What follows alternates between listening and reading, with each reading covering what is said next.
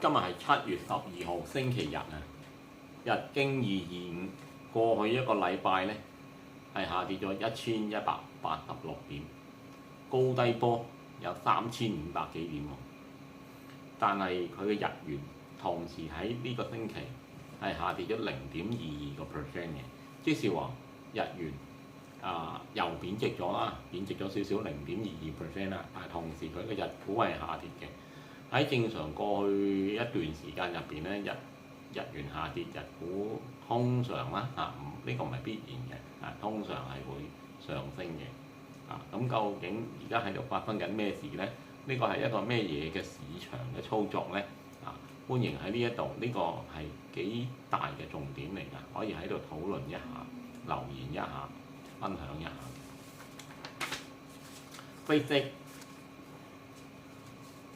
出現咗新嘅競爭對手咯喎，日本同中國分別先後喺呢兩日，即係今日同埋琴日係發放咗一個畫面，兩個地方都發放咗一個畫面，可以將火箭回收，即是話回收到火箭，咁我發射成本就低啦。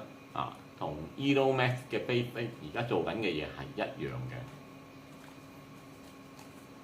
咁而家好快，本來係獨市生意嘅 Facebook 星鏈計劃，即係有人同佢爭㗎咯喎。最有可能出現咩新嘅 AI 科技之後重新定價，會唔會啊？你有咗競爭對手，你嘅產品、你嘅銷售、你嘅售價已經唔會係你一個人話事㗎咯喎，而係由你同埋你嘅競爭對手會以價低者得，係價低者得去進行交易嘅。但係啦，到時啦，即係如果真係發生啦，我認為我個人認為必然係會有地緣政治考慮嘅因素喺入邊嘅。即係話有可能有啲地區係被限制同某啲地區或者國家合作交易，但係唔使好耐，Facebook唔再係獨市㗎啦。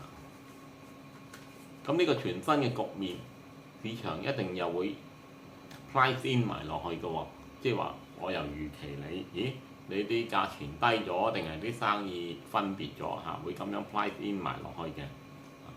縱使呢一刻係未發生嘅，一眾嘅投資者係有可能集體焦慮啦，已經又嚟洗牌一次，以至全球係炒緊科技、AI、芯片、光纖、存儲呢一啲咁嘅股份呢，咁嘅板塊就係連動住板塊㗎，地區又連動住地區㗎喎。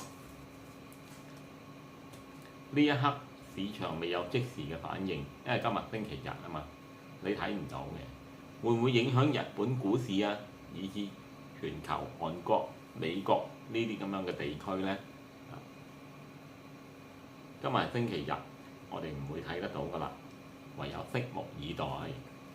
市場反應係零啊，定係短時間之內市場又重新定價？呢個我真係都好想知道。我係 NK225 之探索者嘅 Andy。如果鍾意呢條片，就請你俾個 like。如果撳埋個鐘仔訂閱，我出嘅片呢 YouTube 會盡快通知你。